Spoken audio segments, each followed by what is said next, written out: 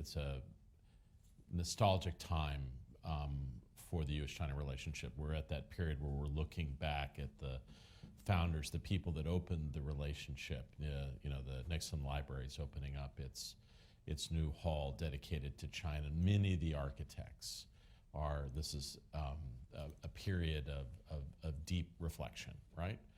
And I find myself in some of those meetings, and you know, there's almost always a sense of, back then we really understood and knew how to work with China, and now maybe in this arena, maybe not as much, right? I would just simply say one thing about that. I think the strategies that you follow when you're trying to lure a country out of self-isolation, relatively poor, back out onto the international stage 40 years ago, 45, 50 years ago, are very different than the strategies that you utilize now as you deal with, frankly, the most rapidly rising country in history, with very different perspectives about global commons, about freedom of navigation.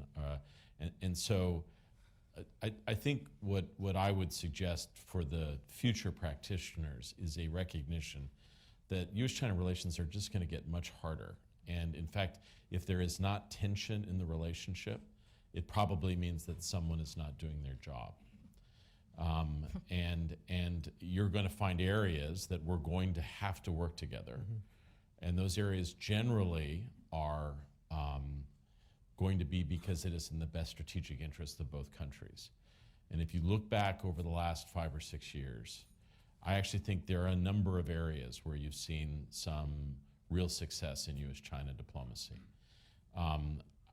I do think there was a sense of, after 2008, 2009, that maybe the correlation of forces had shifted, but nevertheless, financial diplomats took steps to preclude the worst potential options, and we have to credit those folks, both in the Bush administration and subsequently the Obama administration, working with their counterparts in China to head off the worst. The Iran deal, whether you like it or not, is largely a result of very careful diplomacy behind the scenes between the United States and China. We worked very closely with China on the opening to Myanmar so that it was not perceived as some chess piece falling off the edge, and we were strongly supportive of a continuing strong relationship between Myanmar and China. And as relations between South Korea and China improved, rather than saying, no, that's not, they're in our sphere, it's one of the only positive things that we've seen in Asia, a increasing trust and a recognition in China that maybe they've got the wrong Korea, right?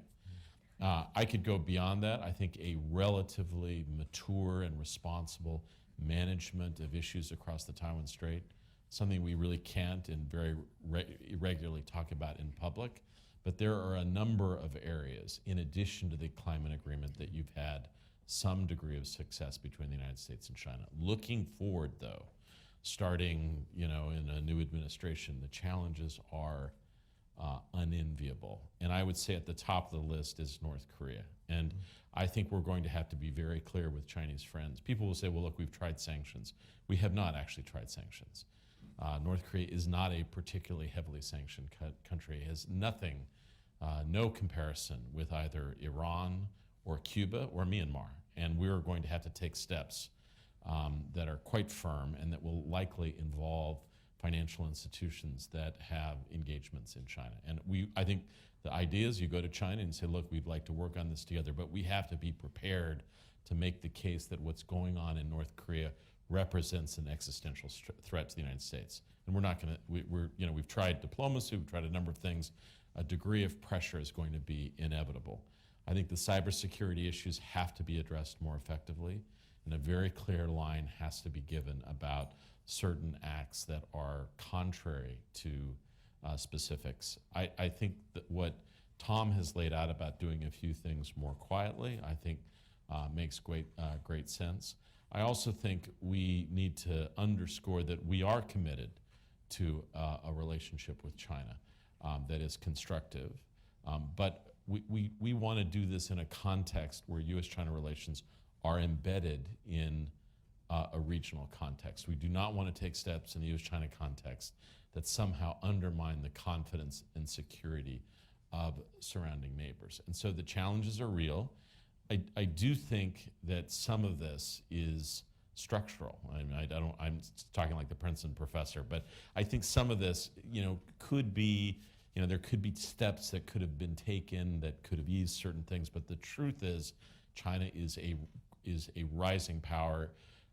Signs of that were apparent even before 2007, 2009, and that's going to play out. The only thing I would agree with, I would ask questions about, and I'd ask us all to be careful about. We have a tendency to suggest that Chinese strategic thinkers look in their current situation and say, this is not, we're in a worse situation today than we were 4 or 5 years ago.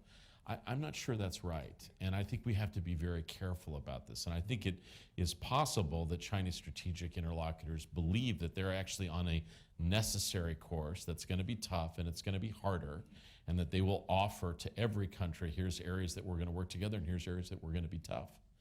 And that new reality, I think, is much more likely than a return to the kind of diplomacy that was practiced at an earlier stage. That does not mean that we cannot work together, because we can. Probably the two countries in the world that are most uncomfortable with interdependence are probably the United States and China, and no two countries are more engaged in an interdependent relationship as our two countries. So we are looking forward now, and